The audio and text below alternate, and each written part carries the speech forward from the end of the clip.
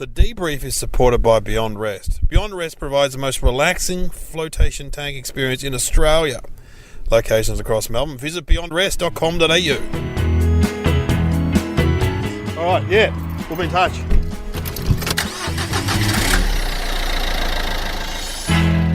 All right, we're here on the Debrief, and believe it or not, it's Nick Capper again. Yep, I'm back. He's like the Kramer of the podcast. He's like the regular. If I'm Jerry, you're Kramer. And then I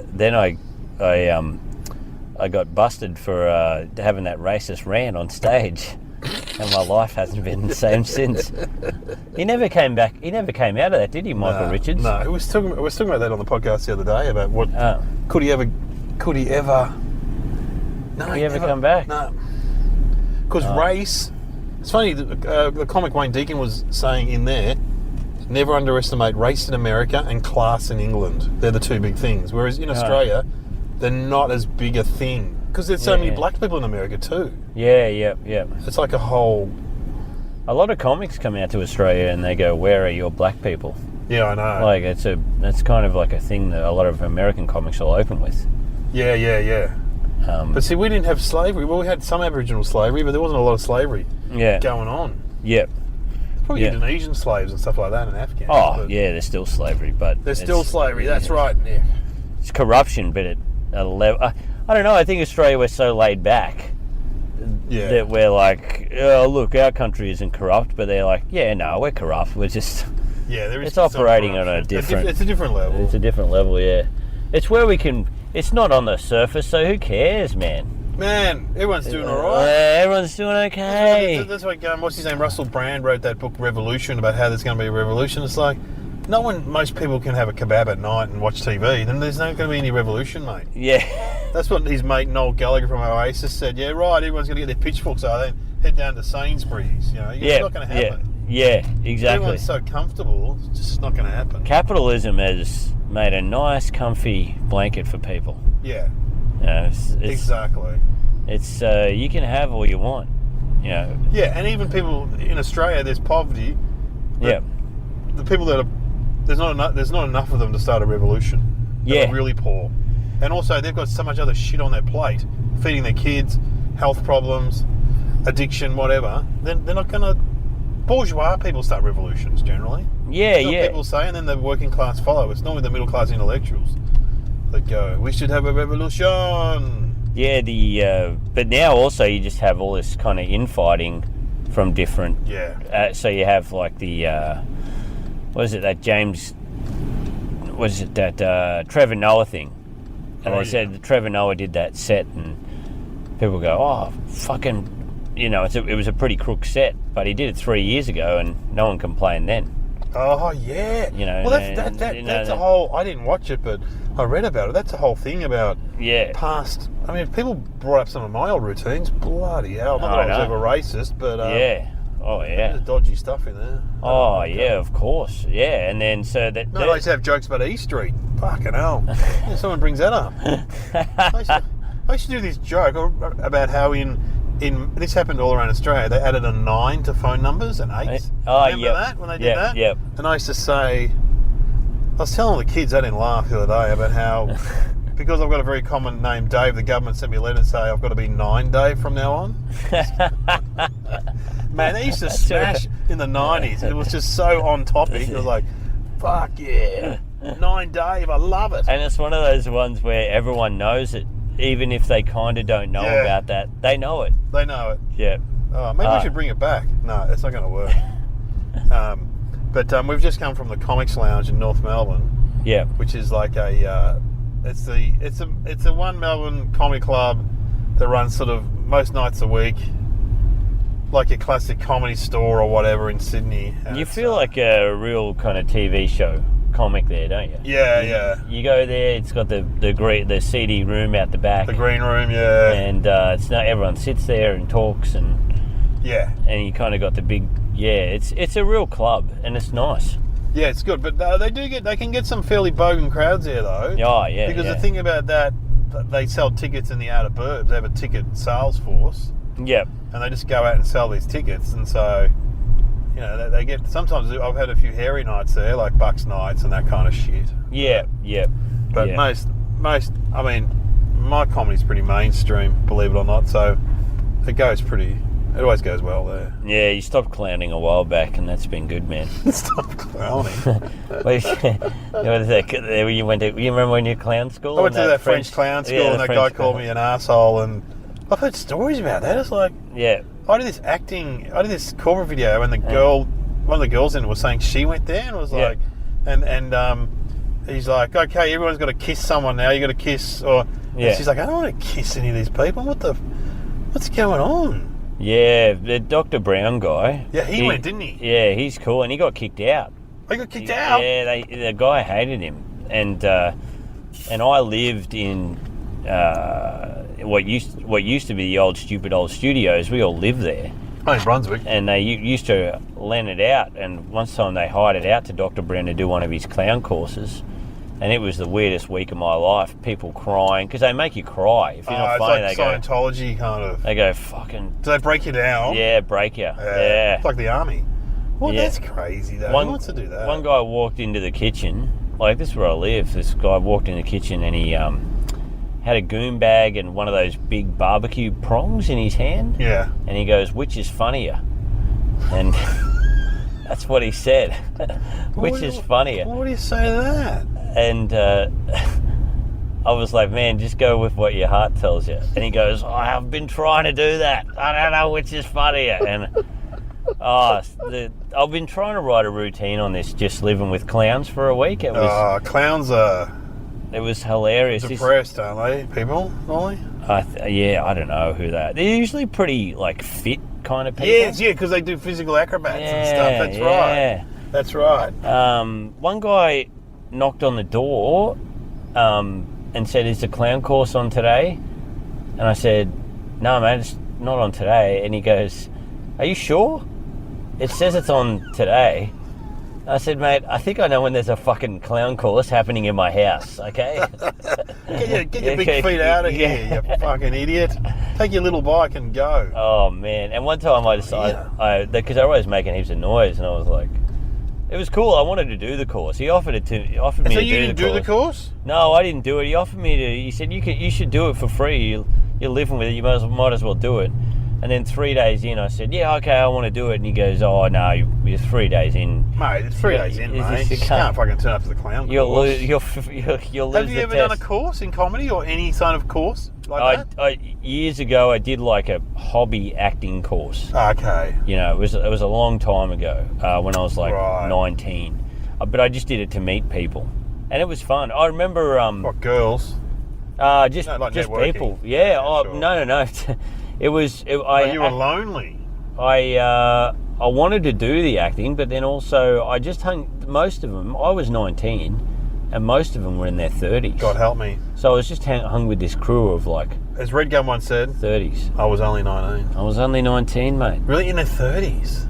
Yeah, and they knew how to party. Where was this? In Sydney? In Sydney, yeah. I when I first started stand-up, I wanted to be a comedy writer. That's what I really wanted to do. I got into stand-up because I wanted to be a TV comedy writer. I used to watch shows like Fast Forward and Comedy Go. Loved it. Yeah, and also I knew in my heart of hearts that I could do that. I reckon that's one thing I could do. Yeah. I didn't look at the actors and think I could do that. But I used to come with sketch ideas and go, I reckon. And so I went to a course hosted by Alan Pentland for a weekend. Now he was in Fast Forward a little bit. He was Ferret. Remember Magda Sabansi used to do that Sharpie dance and dress up like a skinhead? Oh, yeah, And there was a little bloke next to her called Ferret. Oh. That's Alan Pentland. He was hilarious. Yeah, he's funny. And so he's from like the 70s cabaret scene with Rob Quantock and stuff. Yeah. And so he was the head writer at Full Frontal. And Fast Forward. And so I went along this course, but they had people there that were long-term unemployed. And had to do a course, whether it be basket weaving or computers for a weekend. And this guy just he kept interrupting this Alan, and he was this guy was I knew him because he was a newsreader on a community radio station. Yeah. His name was Stuart Round, and he had a great voice because I'd listened to his he used to do the breakfast show on Triple R.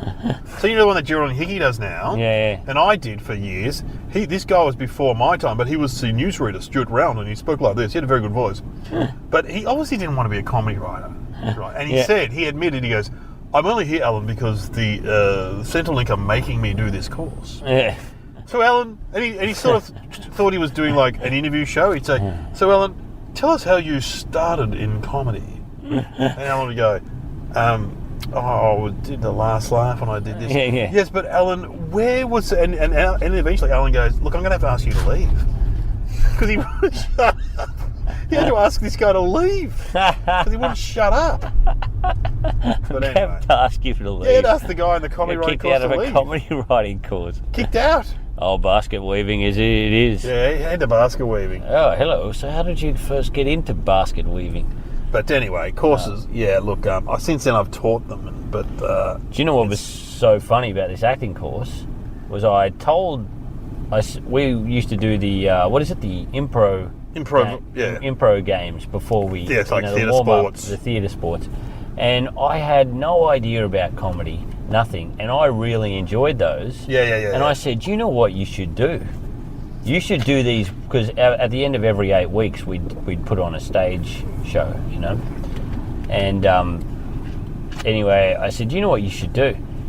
You should put these games on before the theatre starts, you know. Yeah, to warm up the crowd. Yeah, to warm up the crowd, and they were highly against it. You know, they were like, "What the fuck are you talking?" Shut up, you bloody amateur. Yeah, and then I didn't realise till I started comedy that theatre sports is a thing, and probably the theatre is very against. Oh it. yes. The theatre would look down on that, perhaps. But the guy who taught it, him and his wife, they were always, you know, they were just. He was in Water Rats once. That was his thing. He was like an extra in Water Rats or something like that, right? And they ran this class, and then they took over this theatre in Sydney, and me and a couple other mates who did open mic comedy, years later, must have been, 10 years later, or 11 years later, we asked if we could use their venue, and it was those guys, and they're like, oh, hi David, you know, this is me, Nick, I was in your class. He's like, oh yes. And him and his wife are a bit weird. And we smashed a watermelon the first night, and he went crazy. Really? He went off the handle, and he yelled at us. He yelled at me, Shane Matheson, Joel White, they're two really good friends of mine. Yeah. And he yelled at us like children, you are going to have to foot the cleaning bill for this. And, you know, he was just looking for a spot to get off. Yeah. And he was just very angry. And I don't know why, I never stick up for myself, but I followed him. And then I you know, kind of shirt fronted him. Oh, wow. And said, don't talk to me or my cast. that way.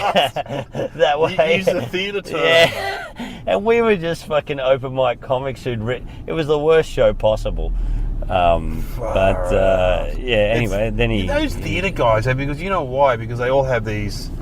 There was a guy that used to live near me, and he said he was an actor, and he goes, I do acting and stuff, but, you know, I'm not really interested in any of that red carpet paparazzi stuff. Yeah. I'm like, well, mate, the chances are that'll probably never ever happen to you. Yeah. Seriously, you're gonna stop? You're not going to act because you're scared you might have to walk down the Logie's red carpet one time. So secretly deep down, what he's saying was like, I'd love to be. Yeah. But we did this show once when I started comedy in the 94, 95, and we had this director who was a theatre director. Yeah. And he spoke like this, and he had a very clear, distinctive voice. And he would say, Fred, David, put this down, do it like this. And anyway, so I would say to him, so what do you do? And he goes, I'm a stage actor. I do a lot of theatre, mainly directing theatre.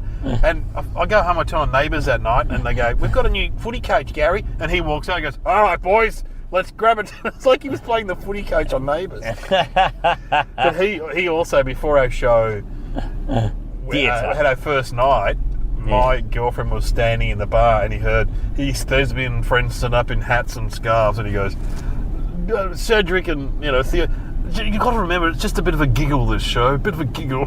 That's what he described the show as. It's just a bit of a giggle. Just a bit of a giggle. Bit of a giggle. Steve O'Neill chap, he's not really going anywhere. Yes, the theatre. I'm in the theatre. That's so great. It's so funny. Sometimes though you meet those people and they're fantastic though. Yeah. Some of those old actor types. They're like the best people. They're great. I love the ones that hold their brow a lot and kind of look a bit stressed, like, oh. Oh yeah. You know, the ones that aren't stressed, they're the ones you got to be wary about. Well, I had friends in amateur theatre productions. Like, it's pretty tiresome. Yeah. Going along. Yeah. Like, what's this? Can I park here? I've got to do an interview in a radio station. You're doing a midnight. Yeah, I think I'm doing a midnight slot on. My tram's on this. Oh, is this your tram? Yeah. On 3AW, which is an AM station. Yep. And this guy just texts me. Do you want to promote your TV show? I'm like, I suppose so. Midnight on a Saturday night. Can I go in as your manager or something? Yeah, you can come. Do you want to come in?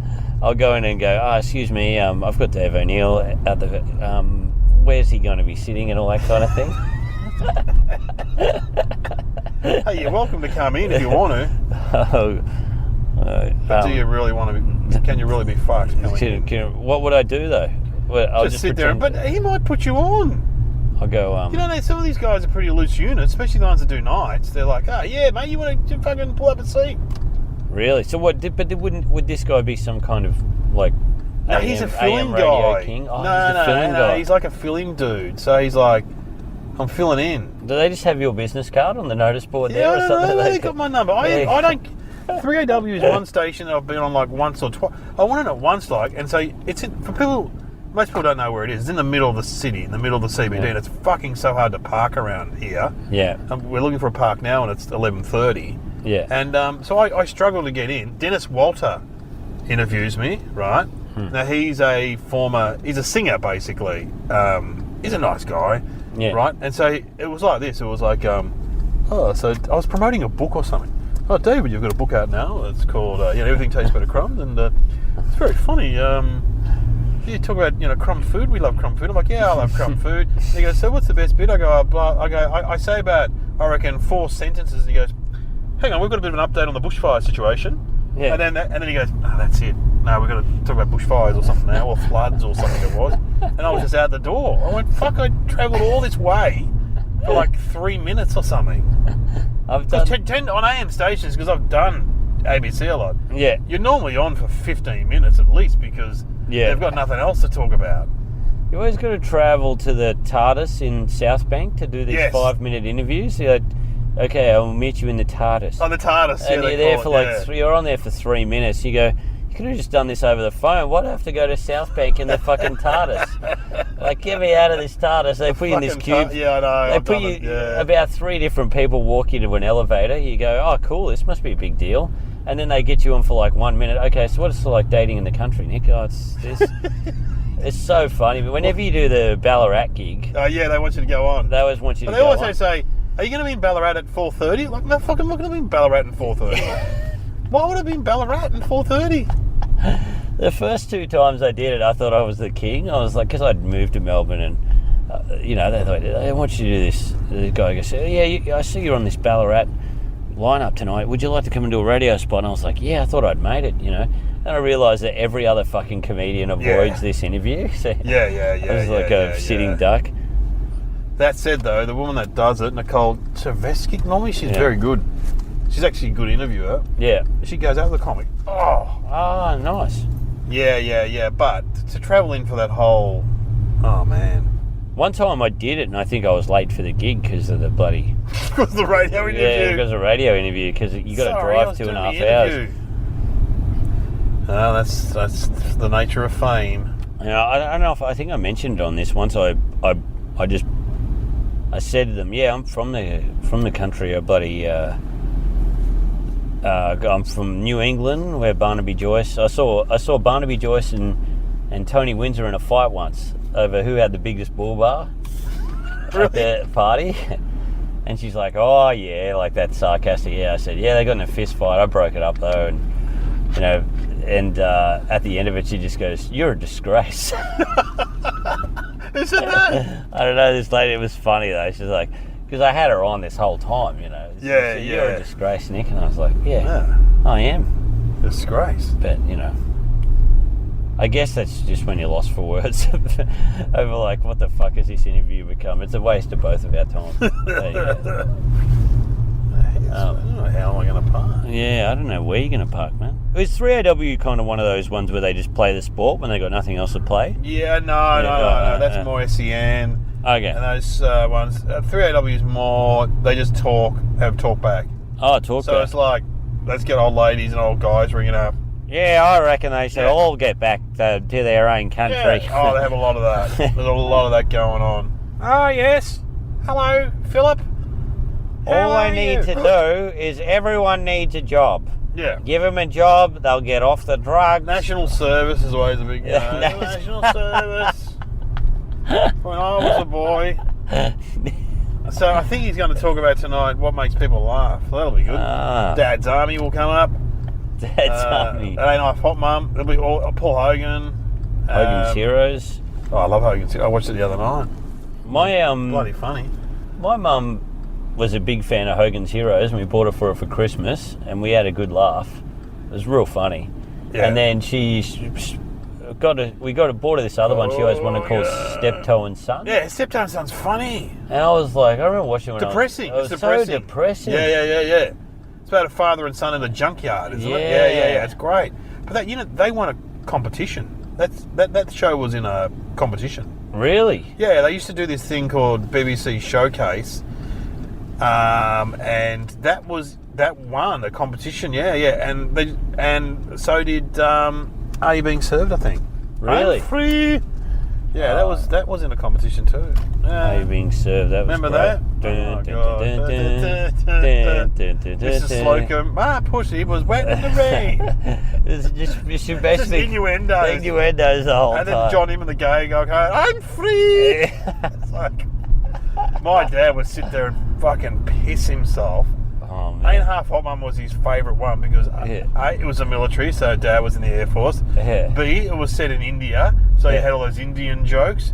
And C, it had blokes dressing up in dresses in pantomimes. So it just had all the ingredients of a great comedy in his eyes, and he loved how the guy would go. At the end of every show, it was not a new thing. It was the same thing every bloody time. There'd be a sitar playing, like, and the English sergeant would go, "Shut up!" And it was not re-recorded every week. It was the same. Yeah. My dad would laugh every week at this great joke. Shut up! Oh, I bloody loved it. I love that. When I was a kid, you'd have the Saturday evening around 6 o'clock. Yeah. For some reason, they only played the British shows then. Yeah, like the goodies and stuff like that. Yeah, or some others do have them. Oh yeah. Oh, that was incredible. I watched the other night that roller skating scene, which he did himself. Michael Crawford, the guy who played. Ooh, Betty, the cat's done whoopsie on the carpet. Oh yeah. He does this amazing roller skating stunt. So he's at the roller skating rink with Betty. Yeah. And he flies out the doors. He goes down a road, hangs onto a truck, goes over a bridge. It's like an amazing stunt, and he did it himself. Oh, that's amazing. And there's some head of the ABC who's the head of ABC in Australia is called Brendan, and his wife is that guy's daughter. Is Michael Crawford's daughter. So his father-in-law is Michael Crawford. Jesus. Oh, Betty. Because Michael Crawford, he was an opera singer. Yeah, that's right. He became a musical guy. That's right. And that's like the lady in Mrs. Bucket. Oh yeah. Mrs. Bucket. My parents love that too. I love that show. When it was always the mayor was coming over, so she had to move her bogan brother. I just want to watch it guy, now. Yeah. Out of the what was his name? Oscar or Oslo. Oslo. Yeah. Winslow, no. Yeah, they had those great British. They're all like theatre, like variety panto actors. Those guys. Yeah, well, I had to. I worked in the ABC shop, and I just used to sit in there bored all day. And you used to watch them. And I just used to watch. I go, I wonder if Are You Being Served still holds up. And I put it up, and I'll be like, oh, fuck, it's pretty. Probably not. Yeah, no, it doesn't hold up. But then, bloody Mrs. Bucket. Mrs. Bouquet, yeah. that held up. That held up? Oh, hell, it holds up so good. Fuck, that's funny. Because, and do you know why? Wasn't until I looked on the Wikipedia page. Yeah. She was a serious actor. Yes. She wasn't a comedy actor, but she hated all the class stuff. Ah, okay. And she'd grown up with people like Mrs. Bucket. They were fairly common because, kind of like the guy in The Office, we all know a Mrs. Bucket. Yes. What about One Foot in the Grave? I never watched that. The retired guy? Oh, Victor sorry, Mildrew? I watched a little bit of that. Oh, that was good. And they had the neighbours next door. Yeah, and the bloody whopper rappers on the classic grumpy retired guy. Yeah. He's a brilliant. When I was in London once, I went to a live recording of it, like a radio play. Yeah, it was great. They love their radio plays. Yeah, well, that's good though. That's the way it should happen. They develop their shows as radio. Maybe I'll park here. They develop their shows as radio plays, and then they smash it. Yeah, I bought Flight of the Conchords on CD. That was a BBC radio play, and The Mighty Boosh. Yeah, that's right. I got the Boosh one too. Yeah, that was great. Oh, yes. On the Hitcher. Let me paint you a picture. Paint you a picture. What happened to your suit? Oh, the zip broke. It is funny. It's a measure of those shows if you still quote stuff from them. Yeah. It's like, the Boosh is...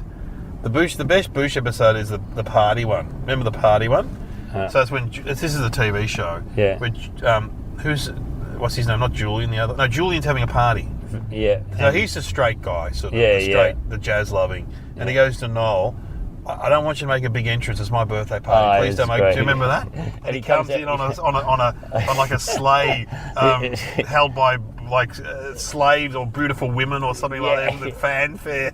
Don't make a big entrance. It's my party.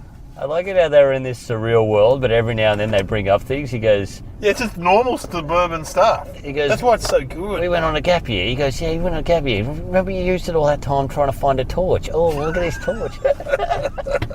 And when he goes to Bob Fossil goes, and he makes his speech at the party, and it's going very badly, and he goes, and my good friend Bob Fossil, and Bob Fossil goes, I don't know him, I just met him on a bus.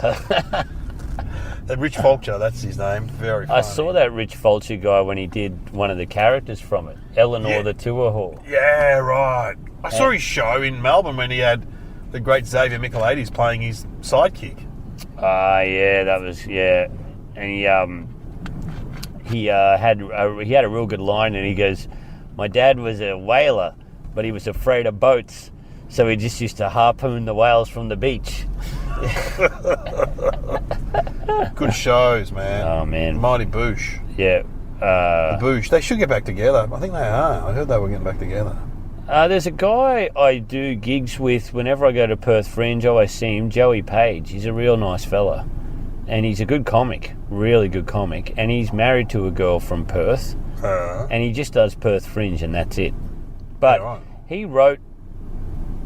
Noel Felding saw him do stand-up once. Yeah. And he got him on... got him to write for his luxury comedy show. I saw. Yeah, sure. And then he said, "Oh, what are you doing today, Noel?" And he goes, "Oh, I'm just going on Nevermind the Buzzcocks." He goes, "Oh, can I come along and have a look?" And he goes, "Yeah." And like, this is one of the biggest panel shows ever. Yeah, of course. And he goes and he has a watch, and then they're talking to the guys after it, and Noel goes, "Oh, you should put this guy on." And they go, "Yeah, do you want to come on in a couple of weeks?" Fucking hell. And he was just like open mic kind of guy. And did he go on? Yeah, he said he went on twice. Jesus. Yeah. And he said that he wasn't that good at stand-up then. So people were wanting to see him, and then he didn't deliver as well. So he's like, fuck. But he's doing well for him. He's a real good comic. Joey Page. Yeah, Joey Page. I think he's having a good Edinburgh run from the looks of it. That's good. Yeah, great guy. You're listening to The Debrief with regular contributor Nick Capper. He's almost on a wage now. Hey guys, this is a great sponsor. The Debrief is supported by Beyond Rest. Now, if you want to get into a flotation tank around the Melbourne area, this is the place to do it. I've had a crack and it's very relaxing. Beyond Rest provides the most relaxing flotation tank experiences in Australia. Locations across Melbourne. Visit beyondrest.com.au. On with the show. We're back on The Debrief, Nick. The questions are coming. You've been asked before. What went well tonight and why, you reckon? I think what went well was it's gone well the last 4 nights, is just getting into it real quick. And with the more suburban crowds, you can't muck around, can you? No. It's not conversational. Yep. Because it's almost too big a room to do a lot of crowd work or anything. Yeah. Yep. Well, what didn't go well? I think the gig went really well, but I think from what I could gather, I could have been in the moment a lot earlier.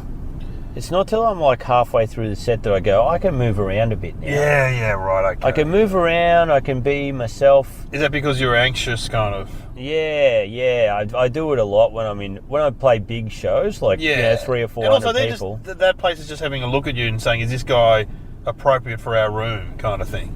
Yeah, I think also... The guys that run it. Well, I think also because when you have a room with a lot of people in it, it's an advantage because when a joke hits and it's well written, it goes crazy in a room full of people. So therefore you're like, well, I don't need to move around. But then you realise, oh, hang on, if I move around, it makes it even better. Yeah. And it shows that people just think that I'm making it up on the spot. Anyway. That's the trick. Yeah. But then your organisational hazards that got in the way, or? Do you know what I did? I didn't put the microphone stand far enough behind me, so I kind of boarded myself. So I couldn't really move. Yeah, so I couldn't move backwards really. So I was just like going right up against it. Like, it gives me security. I don't know why. I like feeling it there. That's funny, Mike stands. Brad Oakes, who's another regular on this show, he's bought one now because there's so many gigs you go to where they don't have one. They just hand you the mic. Yeah. And he loves it. He loves a mic stand because, of course, he doesn't take it out much. He likes to have it in the stand. Once Damien Power and I did a gig and the mic didn't work and we're standing on top of this crate in a brewery in Brisbane. Oh, God, yeah. And they said, well, the mic doesn't work. What do you want to do? They'll be able to hear you anyway. And we both said, no, just give us the mic anyway. Just to hold it. So we can hold it. Yeah, that's probably a good idea. And, it was fun. Excellent. How can we do better next time? How can we do better next time? Be in the moment quicker. Be in the moment quick. Get in there. I mean, sometimes you do a gig and it's like you're watching it yourself and you're like, no, you can actually be in there and live it. And I think also, I was only doing a 7-minute spot and I just cut the stuff that I wanted to do at the time, but it was all blue. Blue material. 100%. All fucking inappropriate. And that's great. Like, they loved it. You know, that's the kind of stuff they like. But it needs to be one little clean. Yeah. You know. So you don't. Well, you don't want to be the Andrew Dice Clay of Melbourne. Maybe you do. No, man. Dice Clay. I'll be getting complaints all over the place. What if my mum comes to watch me? Yeah, exactly. I think, what a bloody disgrace. Nick, you don't have to be rude to be funny. You don't have to. Well, I've got to go and do my interview. Yeah. Now, you're going to get a tram? I haven't driven you home. I'll get a You can come to the interview if you want. Look, it sounded like a great idea at the time, but I got to get a flight at 6 in the morning. Yes, all right. Thanks for coming on the podcast, Nick. All right, mate. See you around. I'll see you again. Regular contributor. Yes. See you next week.